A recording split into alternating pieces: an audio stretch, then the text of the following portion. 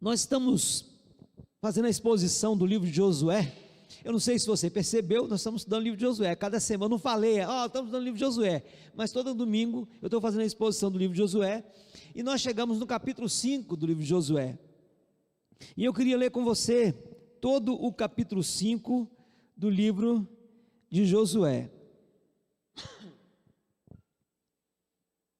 Está escrito assim: quando todos os reis dos amorreus que habitavam deste lado do Jordão, a oeste, e todos os reis dos cananeus que estavam junto ao mar, ouviram que o Senhor tinha secado as águas do Jordão diante dos filhos de Israel, até que tivéssemos passado, o coração deles se derreteu de medo e ficaram desanimados por causa dos filhos de Israel. Naquele tempo, o Senhor disse a Josué: faça facas de pedra e passe de novo a circuncidar os filhos de Israel. Então Josué fez facas de pedra e circuncidou os filhos de Israel em Gibeate e Aralote. Foi esta a razão porque Josué os circuncidou. Todo o povo que tinha saído do Egito, os homens, todos os homens de guerra, tinham morrido pelo caminho no deserto, porque todo o povo que saiu do Egito estava circuncidado, mas nenhum deles que havia nascido no deserto pelo caminho, depois de terem saído do Egito, haviam circuncidado. Porque os filhos de Israel andaram 40 anos pelo deserto, até desaparecer toda a nação, a saber, os homens de guerra que saíram do Egito, que não obedeceram à voz do Senhor, aos quais o Senhor tinha jurado que não lhes deixaria ver a terra que o Senhor, sob juramento, prometeu dar a seus pais, terra que mana leite e mel. Porém, em seu lugar pôs os filhos deles, a estes Josué circuncidou. Estavam incircuncisos, porque não os circuncidaram no caminho. Depois que toda a nação foi circuncidada, ficaram no seu lugar, no arraial, até que sararam. Então o Senhor disse a Josué: hoje removi de vocês a vergonha do Egito. Por isso, aquele lugar foi chamado de Gilgal, até o dia de hoje. Enquanto os filhos de Israel estavam acampados em Gilgal, celebraram a Páscoa, no dia 14 do mês, à tarde, nas campinas de Jericó. No dia seguinte à Páscoa, comeram do fruto da terra. Nesse mesmo dia, comeram pães sem fermento e cereais tostados. Um dia depois de terem comido o produto da terra, o maná cessou, e os filhos de Israel não mais o tiveram, mas naquele ano comeram do que foi colhido na terra de Canaã. Quando Josué estava perto de Jericó, levantou os olhos e olhou, e eis que se achava em pé diante dele um homem que trazia na mão uma espada. Josué se aproximou dele e perguntou: você é um dos nossos ou dos nossos adversários? Ele respondeu: não sou nenhuma coisa nem outra, sou príncipe do exército do Senhor e acabo de chegar. Então Josué se prostrou com o rosto em terra e o adorou, e lhe disse: que diz meu senhor ao seu servo? O príncipe do exército do Senhor respondeu a Josué: tire as sandálias dos pés, porque o lugar em que você está é santo. E Josué fez assim. Esse é um trecho bastante interessante, e eu confesso para vocês que quando você assume a responsabilidade e assume o compromisso de fazer a exposição dos livros, de livros da Bíblia, chega os momentos que você fala assim: meu Deus, e agora? O que isso quer dizer? Dá vontade de pular, tem alguns dá vontade de pular e para outro que é mais fácil. Só eu falei: não posso pular porque é a palavra do Senhor, e ela toda tem motivo de ter sido escrita e servirá para nós, para nos abençoar. E eu fui estudar esse texto, irmãos, é um texto riquíssimo e profundíssimo. Lembre você que Na semana passada nós vimos o capítulo 4, quando o povo atravessou o Jordão. Vocês lembram tudo que aconteceu, né? O povo estava do outro lado, esperando aquele momento. O povo se santificou. Os sacerdotes foram na frente com a arca. Quando pisaram na água, o Rio Jordão parou de correr, ficou num monte de água, assim, uns 15 quilômetros acima. O restante da água passou para o Mar Morto e eles passaram em seco ali. Carregaram 12 pedras de dentro do rio, do leito. Fizeram um monumento lá em Gilgal. No meio do rio, Josué fez outro monumento para que o povo lembrasse o que Deus fez, como Deus trabalhou. E depois que todo mundo passou, também os sacerdotes saíram e a água voltou a correr. Coisas extraordinárias aconteceram ali. Deus estava no controle de todas as coisas. Deus abençoou. Deus mostrou para o povo que ele estava, né? Josué, lá no capítulo 3, quando vai falar com o povo o que ia acontecer, diz assim: nisto vocês saberão que o Deus vivo está no meio de vocês. Ou seja, quando vocês virem o que Deus vai fazer, vocês terão certeza de que Deus está com vocês. Então aquilo que aconteceu foi uma prova: Deus está com a gente. Então era o povo de Deus que tinha a presença de Deus. E o que simbolizava aquela passagem da água? Simbolizava sair do deserto da vida, de uma vida desértica, sem fertilidade, uma vida vazia, para algo novo, para uma nova realidade. E o Jordão era o limiar, era o exemplo, era o que marcava, a marca, né? O marcador de que aquilo havia acontecido. O Jordão era, vamos dizer assim, literalmente o divisor de águas da história daquele povo. Agora o povo assumiu a promessa, o povo agora está com Deus, Deus está com ele, nós somos o povo de Deus, tudo bem. E olha o que acontece, querido, nós vimos lá no capítulo 2, quando os espias vão espiar a terra, Raabe fala com os espias e diz assim: o povo está completamente derretido de medo, está apavorado, sem força, desanimado diante de vocês, porque eles sabem o que Deus fez ao abrir o Mar Vermelho. Deus não tinha nem aberto o Rio Jordão ainda. Eles sabem que vocês derrotaram os reis Og e Seom aí da além do Jordão. O povo está com medo, mas depois que o povo finalmente passou o Jordão, aí que o povo então ficou terrivelmente abatido. No versículo 1 do capítulo 5, nós somos informados assim: quando todos, irmãos, todos os reis dos amorreus que habitavam deste lado do Jordão, para o lado que eles passaram, né, a oeste, e todos os reis dos cananeus que estavam junto ao mar, ouviram que o Senhor tinha secado as águas do Jordão diante dos filhos de Israel, até que tivéssemos passado, o coração deles se derreteu de medo, e ficaram desanimados por causa dos filhos de Israel. Eles já estavam mal, agora que então fechou mesmo. É como se jogou agora a pá de cal, jogou a pá de cal, agora o negócio acabou mesmo. Não dá para gente, esse Deus aí, ninguém pode com eles. Irmãos, qual é o melhor momento para você investir contra o inimigo? Quem já viu luta de boxe? Já viu luta de boxe? Né? Aqueles assaltos lá, aqueles rounds, o cara começa a bater. Quando ele vê que o cara está meio fraco, aí que ele vai para cima mesmo com toda a força, que é o momento dele, é o nocaute. Joga o cara para a rede, para as cordas, e o cara termina o serviço ali, o cara cai no chão, nocaute. Ele não espera quando o cara, vamos supor, o cara está meio fraco. A gente até fala, quando o cara está fraco, que ele está quase, né, sendo dizimado ali, acabado mesmo, que toca o sino lá, a gente fala: salvo pelo gongo, que a gente sabia que se continuasse mais minutos era o fim dele. Salvo pelo gongo, dá para ele se recuperar, dá para ele tomar água, dá para ele dar uma conversada com o técnico dele para retomar a luta. O melhor momento de você atacar o inimigo é quando ele está fragilizado. Qual era o melhor momento para Israel agora atacar esse povo? Era agora. Atravessa o Jordão, já parte para cima, arrebenta tudo. É o nocaute, porque eles estão com o coração derretido, eles estão desanimados. Todos os reis estavam apavorados, eles tinham certeza que ninguém poderia com aquele povo. Era o momento. Mas Josué não estava seguindo estratégias humanas. Josué não estava seguindo conforme os estratagemas militares conhecidos da época. Ele não estava sendo aconselhado por pessoas que eram da área da guerra. Não. Ele estava sendo orientado pelo Senhor. E acontece um negócio aqui aparentemente inusitado.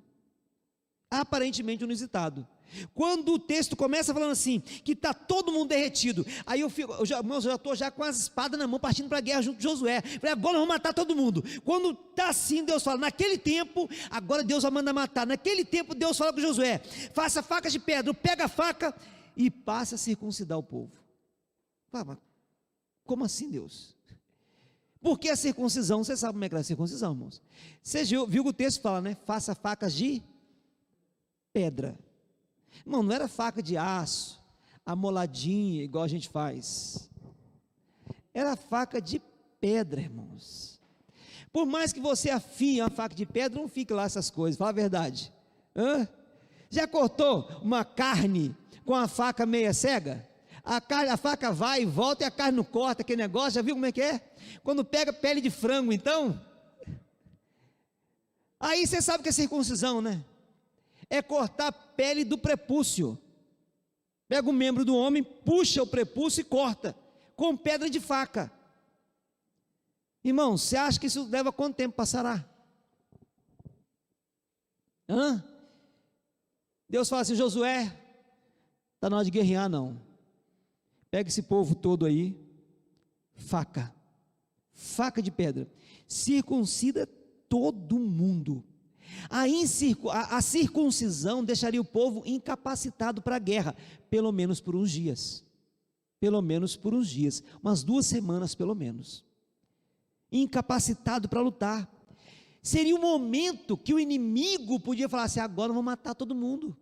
Tem uma história na Bíblia, que eu não lembro exatamente, talvez eu tinha que ter lido antes, agora que me veio à mente, mas eu acho que foram uma das filhas de Jacó, foi estuprada por um povo lá, e depois de estuprada, o homem ainda foi sem vergonha, mandou o pai dele ir lá falar que queria casar com a filha de Jacó. Os irmãos falaram assim, não vão casar com a nossa filha assim não, vão casar sim, mas no nosso povo é circuncidado, só pode casar se circuncidar. Se você circuncidar todo mundo da sua família, seu servo, todo mundo da cidade, da sua vila e do seu clã, nós deixamos a filha casar com vocês. E o cara ficou apaixonado pela mulher, falou, pai, tem que circuncidar. E aí eles sabiam como que era a circuncisão, porque eles passavam por aquilo, seus filhos passavam. Então, quando todo mundo circuncidou, depois de 3 dias, estava no momento da maior dor, eles entraram e mataram todo mundo. Jacó ficou aborrecido demais com aquela situação, mas eu estou dizendo, como é que foi? Porque eles ficaram incapacitados de lutar, era tanta dor que eles não tinham como se defender. Deus estava pedindo para o povo fazer isso, todos os homens, de 40 anos, porque os que nasceram no deserto, 40 anos, não tinham circuncidado, era gente demais da conta, era, irmãos, a maior força do povo, os homens de 40 anos, de 30 e poucos anos, 20 e poucos anos, a rapaziada forte que podia ir para a guerra, era a maior força de Israel que estaria agora incapacitada. Circuncida todo mundo. A circuncisão, irmãos, começou lá com Abraão em Gênesis 17. Abraão já era servo de Deus. Abraão no capítulo 12 de Gênesis é chamado por Deus, e Abraão segue ao Senhor. A Bíblia fala que ele creu no Senhor, e isso foi imputado para ele como justiça. A fé dele se tornou amigo de Deus por isso. Deus fez promessas a Abraão, Deus fez uma aliança com Abraão, mas lá no capítulo 17 de Gênesis, Deus exige que Abraão tenha uma marca no corpo dele, uma marca no corpo que identificasse aquela aliança. Porque a aliança de Abraão, diferente da aliança que Deus fez com Noé, lembra da aliança com Noé? Depois do dilúvio, apareceu um arco-íris e falou assim, essa é a minha aliança com você, eu nunca mais destruirei a terra com dilúvio, nunca mais, e toda vez que aparecer essa aliança no céu, você vai saber, e colocou arco-íris como uma aliança, porque a aliança era com a criação inteira, não era apenas com Noé, eu não vou destruir a criação inteira. Mas a aliança de Abraão era uma aliança pessoal, Era uma aliança que seria com o homem, depois com um povo. Tinha que ter uma marca para distinguir dos demais. E Abraão então é circuncidado naquela idade lá, quase 100 anos, né? Quase 100 anos. Ele, seu filho Ismael e todo o pessoal que estava com ele foi circuncidado. Depois, quando Isaac nasce, é circuncidado ao 8º dia. Isso se tornou uma tradição, um ritual, uma ordem do Senhor para que marcasse o povo. Então, a circuncisão era uma marca pessoal de que se fazia parte, que aquela pessoa fazia parte do povo da promessa, do povo da aliança.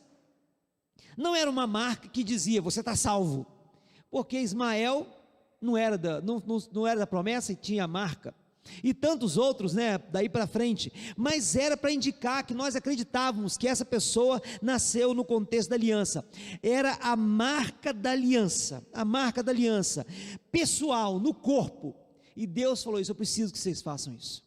No Novo Testamento, lá em Colossenses, a gente tem essa descrição bem clara, e aqui associando, daqui a pouco você vai ver, o texto foi associando a circuncisão com a Páscoa. A gente sabe que o sinal mudou, louvado seja o Senhor, não é mais circuncisão, agora é o batismo, mas a aliança permanece. O sinal é o batismo, mas a aliança permanece. Por isso que a presbiteriana batiza crianças, porque no Antigo Testamento o sinal da aliança era feito numa criança com 8 anos, significava que ele fazia parte da aliança. Hoje o sinal da aliança mudou, mas a aliança é a mesma, por isso batizamos meninos, crianças, para dizer, faz parte da aliança. Isso salva? Não, mas nós cremos que faz parte da aliança, é uma aliança pessoal. Só que o que acontece? O povo tinha passado 40 anos no deserto, e agora atravessou e entrou na terra da promessa. O que ia começar dali para frente? Guerra. Ia começar uma luta, e o povo não podia entrar na luta sem estar conectado em aliança com Deus. Pense bem, querido, o povo já era povo de Deus, o povo já tinha entrado na promessa do que Deus tinha dado, mas para conquistar tudo o que Deus tinha para eles precisavam estar em aliança com o Senhor, e eles precisavam ter esse símbolo da aliança ativo neles. Eles precisavam disso, era isso que tinha que ser feito. No versículo 9 diz assim, depois que Josué circuncidou todo mundo, diz assim, então o Senhor disse a Josué, hoje removi de vocês a vergonha do Egito.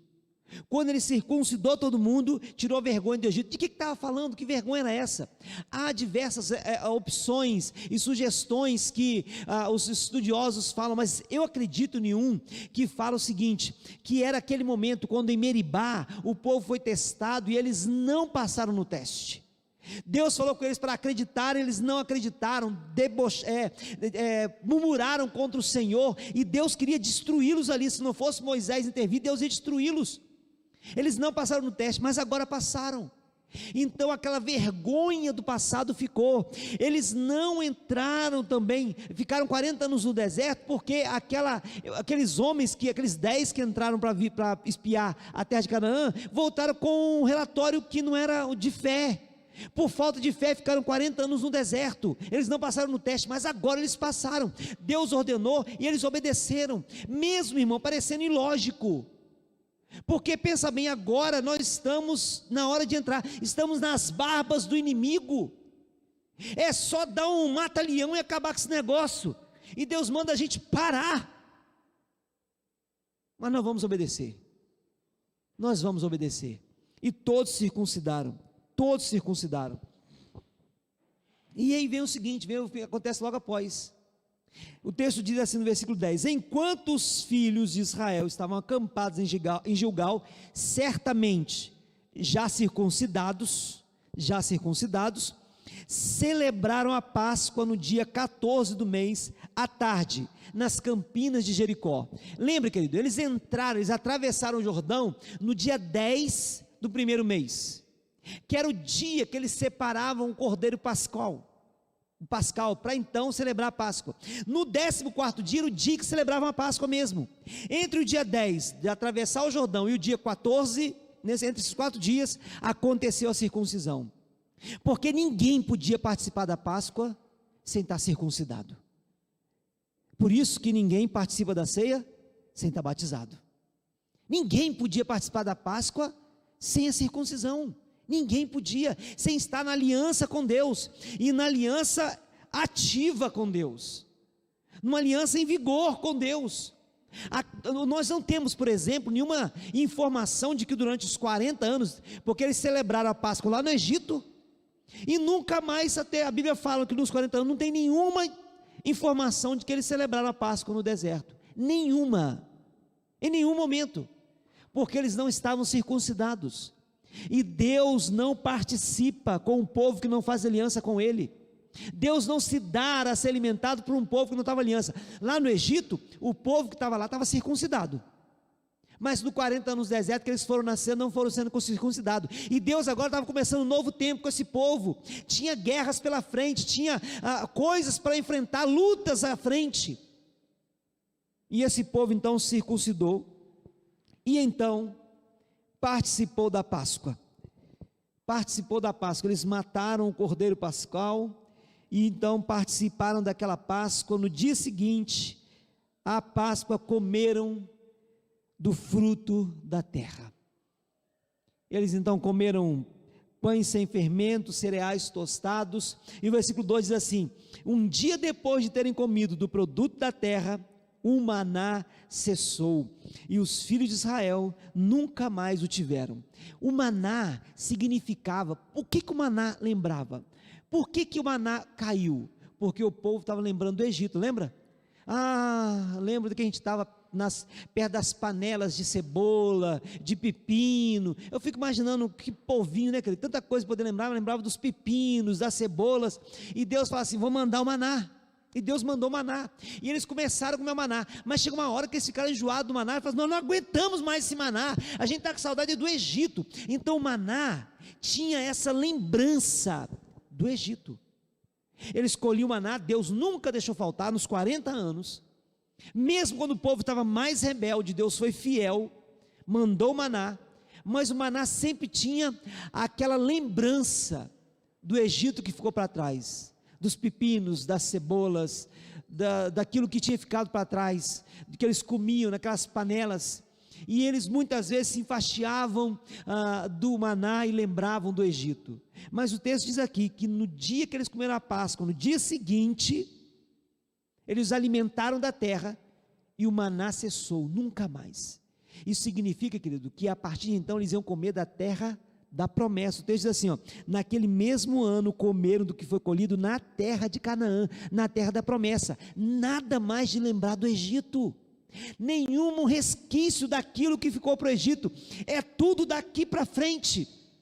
E eu lembro do que Paulo fala: esquecendo-me das coisas que para trás ficam. Lembra que nós vimos que o Jordão também dizia isso? Aquele monumento no meio do Jordão, para lembrar do que ficou para trás agora é para frente, esquecendo das coisas que para trás ficam, e seguindo para as que estão diante de mim, sigo rumo à soberana vocação de Deus em Cristo Jesus.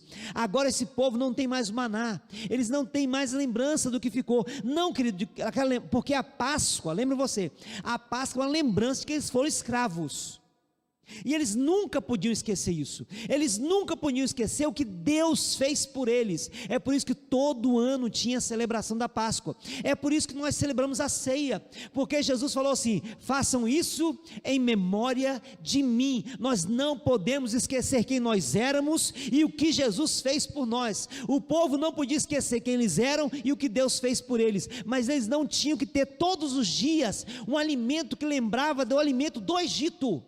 Nós não temos que lembrar daquilo que nos alimentava quando estávamos longe de Jesus. Nós devemos nos alimentar daquilo que vem da terra da promessa, do que Deus tem nos dado, porque a terra da promessa é aquilo que Deus deu para o seu povo, terra que mana leite e mel, e nós temos que nos alimentar daquilo que vem de Deus para nós, sem jamais esquecer aquilo que nós fomos e quem nós nos tornamos. Então, a Páscoa, assim como a ceia, tem ali como se fosse dois quadros, duas fotos que a gente vê na internet às vezes aí, o antes e o depois. A Páscoa, assim como a ceia, mostra para nós dois quadros, o antes e o depois, quem nós éramos e quem nós somos. quem nós éramos e mais, quem nós seremos, porque Jesus virá nos buscar, e aí definitivamente estaremos com Ele, definitivamente.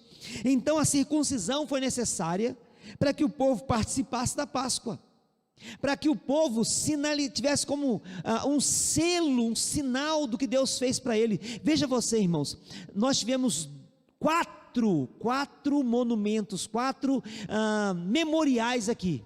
Os 2 primeiros foram feitos de pedras, um dentro do Jordão, outro em Gilgal. Naquele mesmo lugar em Gilgal, teve mais 2 memoriais, só que agora memoriais vivos. A pele do prepúcio cortada, a circuncisão, e o cordeiro morto para a Páscoa. 2 monumentos, assim entre aspas, 2 memoriais vivos. Deus queria deixar marcado o que estava acontecendo ali.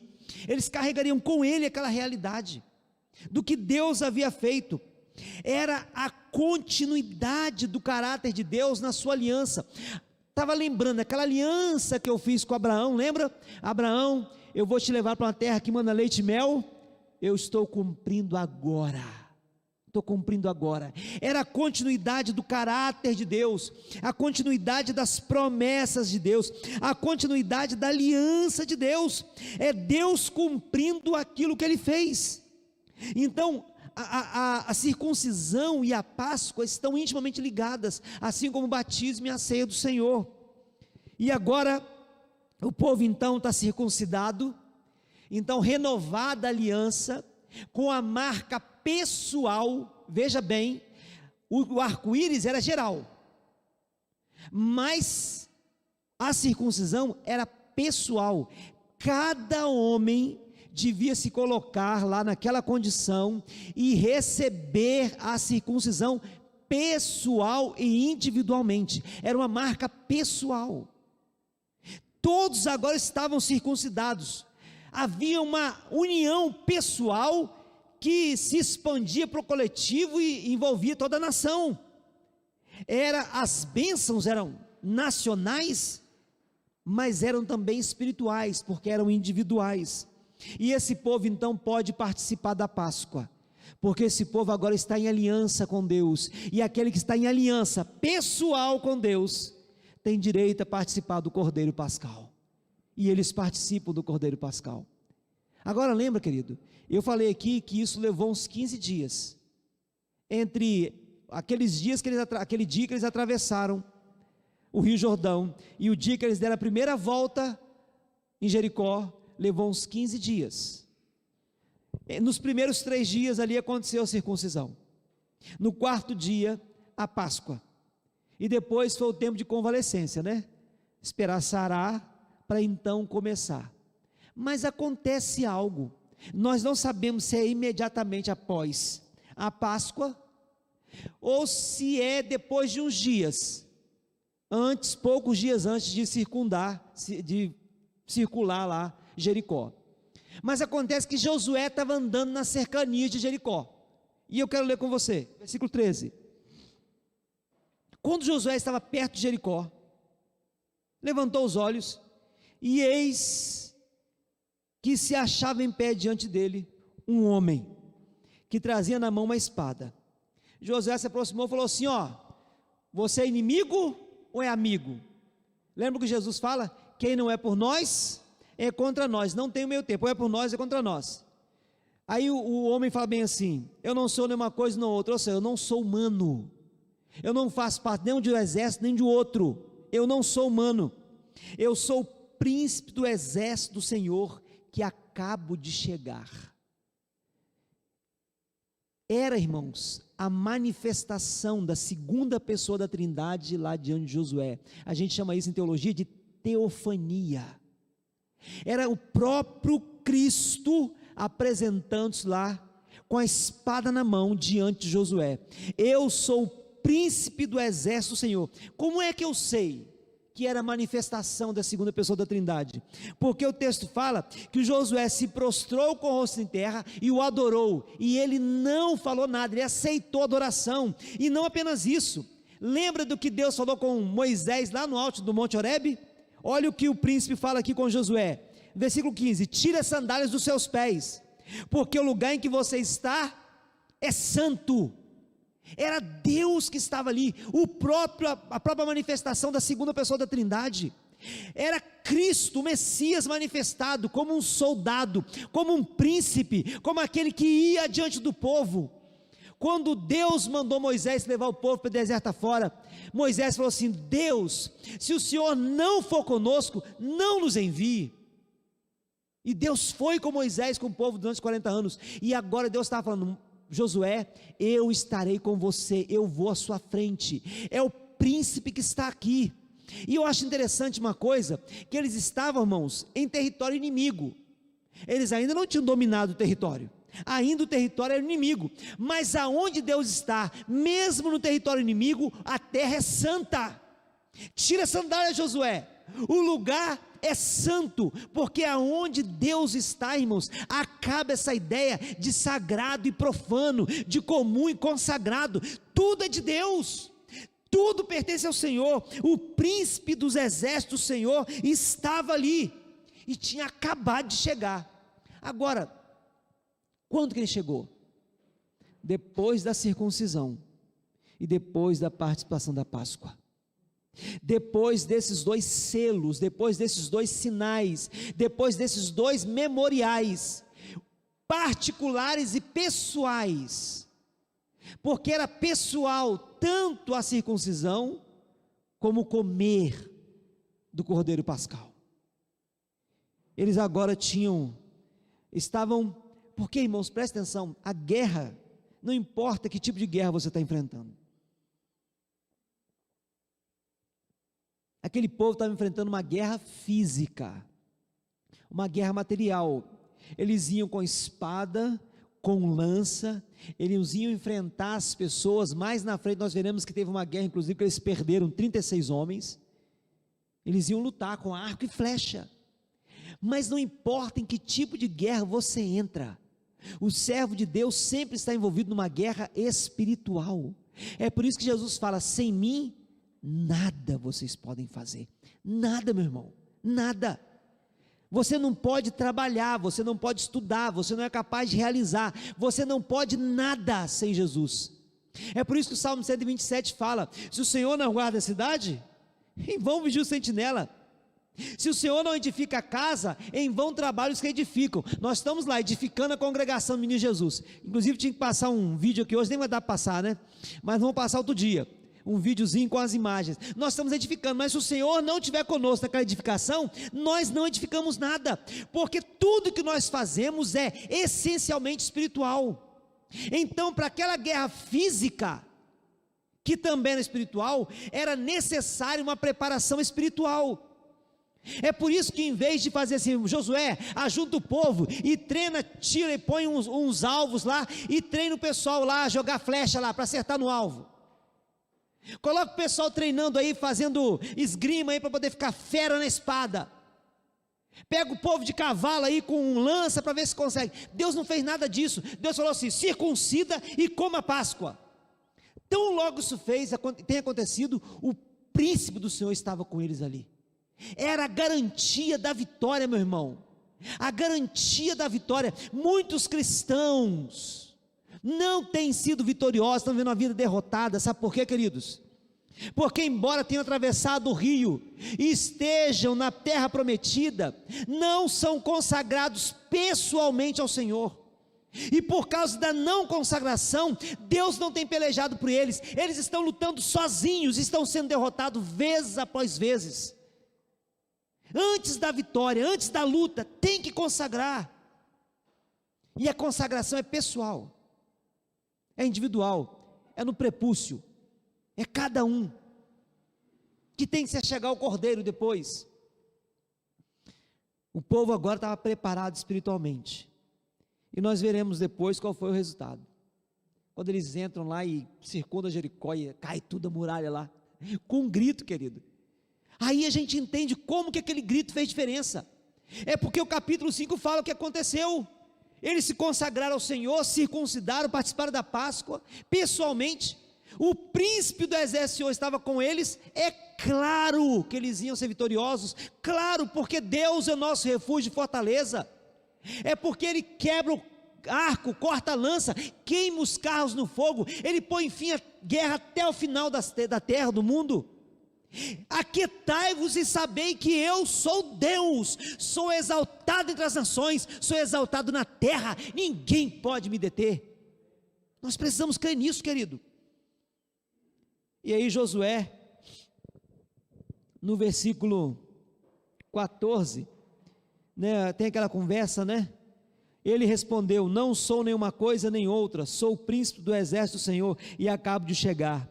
Então Josué se prostrou com o rosto em terra e o adorou. E lhe disse: que diz meu senhor ao seu servo? O que você quer que eu faça daqui para frente?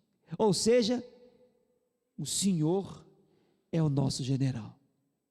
O Senhor me colocou diante desse povo, mas antes de mim está o Senhor. Pode falar que o teu servo ouve. O que mandar fazer, farei. Fale comigo, Senhor. Fale comigo. Irmãos, presta atenção. Deus não dará suas ordens para um povo que não é consagrado. Aquele que não se consagra pessoalmente ao Senhor, aquele que não adora prostrar diante do Senhor, não receberá do Senhor as instruções para a vitória. Tem muito crente perdendo essa oportunidade.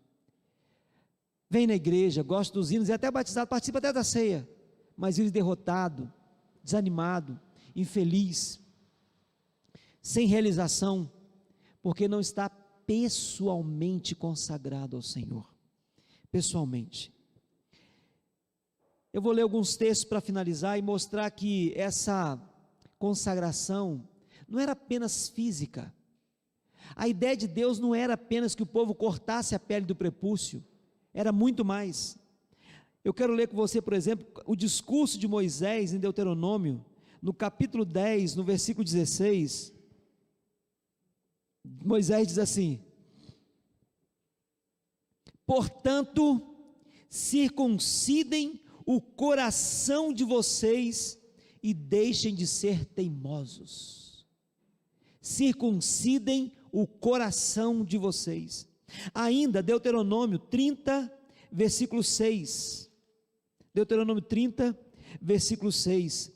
O Senhor seu Deus circundará o coração de vocês e o coração dos seus descendentes, para que vocês amem o Senhor seu Deus de todo o coração e de toda a alma, para que vocês tenham vida.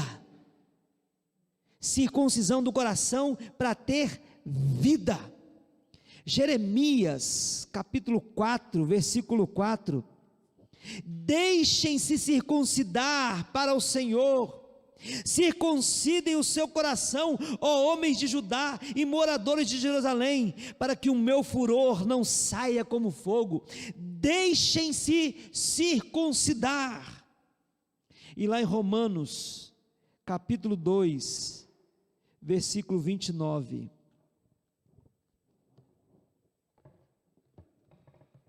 Romanos 2, 29. Diz assim: porém, judeu é aquele que o é interiormente, e circuncisão é a do coração, pelo Espírito, não segundo a letra, e cujo louvor não procede de seres humanos, mas de Deus. Circuncisão é a do coração. É a do coração. O que nós aprendemos com isso, querido? O que nós aprendemos com isso? Nós estamos aí em guerra. Nós já estamos na terra que Deus nos prometeu, não na Canaã celestial. Nós atravessamos o rio. Nós éramos de um jeito, somos de outro hoje. Estamos vivendo na promessa de Deus. Nós somos o povo da promessa. Ainda há muito que conquistar, é verdade. Há muita guerra pela frente. E exatamente por isso, nós precisamos nos consagrar ao Senhor. Nós precisamos ser circuncidados no coração, para que a gente aprenda a amar o Senhor e a gente tenha vida, porque circuncisão é do coração. para que a gente participe da mesa do Senhor sem culpa, para que então a gente sempre tenha diante de nós o príncipe do Senhor, o rei dos reis, o Senhor dos senhores, o general de batalha que jamais perdeu uma guerra, e prostrado diante dele como Josué, falar: Senhor, pode falar, teu servo ouve. O que vem depois daí, querido, é vitória. E creia, se você tomar uma decisão nessa noite, aonde você está, aonde está o alcance dessa palavra, se você aí deixasse circuncidar pelo Senhor, porque é isso que Jeremias falou: deixe-se circuncidar pelo Senhor. Se você deixar isso acontecer hoje, você poderá participar do Senhor, alimentar-se da carne de Cristo. É isso que Jesus fala lá em João 6, a minha carne é verdadeira comida, e o meu sangue é verdadeira bebida, quem come da minha carne e bebe do meu sangue, permanece em mim e eu nele. Ou seja, qualquer ambiente onde você está, se torna santo, mesmo o território do inimigo, mas depende de uma decisão pessoal sua. Antes de Deus dar vitória ao seu povo, Deus levou o seu povo para uma preparação, e uma preparação espiritual, não uma preparação humana, estratégia de guerra, espiritual, e foi suficiente para aquele povo dominar toda aquela região, toda a região. Às vezes a gente acha que precisa de muito treinamento para fazer as coisas para o Senhor. Se você puder ter treinamento, querido, Deus te abençoe, tem os treinamentos. Moisés treinou no Egito 40 anos, uma bênção se você puder. Mas se Deus não guarda a cidade, querido, você pode ser o melhor sentinela, o mais treinado, pode ter aprendido com a CIA, com a SWAT, com o que quer que seja, pode ser lá um capitão do BOPE. Se Deus não guarda a cidade, você vai ser um sentinela inútil. Você pode ser o melhor construtor, formado em engenharia, com as melhores experiências. Se Deus não edifica a casa, quem trabalha, trabalha em vão, porque sem o príncipe dos exércitos do Senhor, nós não podemos fazer nada. Agora, como diz o Salmo 108, o último versículo: em Deus faremos proezas. Aleluia, louvado seja o nome do Senhor. Somos chamados nessa noite para um tempo de preparação. Somos chamados nessa noite para um tempo de consagração, de entrega pessoal ao Senhor. Mais do que a conversão, é uma vida de um coração circuncidado, que ama o Senhor de todo o coração. Não é isso que fala lá em Deuteronômio 30? Eu quero terminar lendo de novo Deuteronômio 30. A gente termina com esse texto, porque lá fala bem disso. Deuteronômio 30, no versículo 6, o Senhor seu Deus circuncidará o coração de vocês e o coração dos seus descendentes. Para quê, irmãos? Para que vocês amem o Senhor seu Deus de todo o coração e de toda a alma, para que vocês tenham vida. A evidência de um coração circuncidado é um amor a Deus de todo o coração e de toda a alma. Que Deus circuncide o nosso coração nessa noite, em nome de Jesus. Que Deus vá à nossa frente, que o príncipe do Senhor dos Exércitos esteja conosco, tornando santo aonde estivermos, e nos dando vitória, em nome de Jesus. Vamos orar. Louvado seja o nome do Senhor nessa noite, que nos prepara para a guerra, que treina os nossos dedos para a batalha. Louvado seja o Senhor, que nos chama para uma preparação, não nos permite entrar na guerra, porque sabe que sem o Senhor, nós estamos perdidos e seremos derrotados. Ó Deus, muitas vezes nós não entendemos a preparação do Senhor, nós achamos que a preparação do homem, humana, a sabedoria humana que vai resolver. Não é, Senhor, é a preparação celeste, aquela espiritual que vem do Senhor, de uma vida devotada. Assim como Josué, acredito eu, estava no campo sozinho, e lá no âmbito do particular encontrou com o Senhor, como Jesus fala para a gente entrar no quarto e buscar o Senhor. O Senhor ouve, é nesse particular que o Senhor trata conosco, trata com cada um de nós essa noite, trata comigo, Senhor, circuncida o meu coração, em nome de Jesus.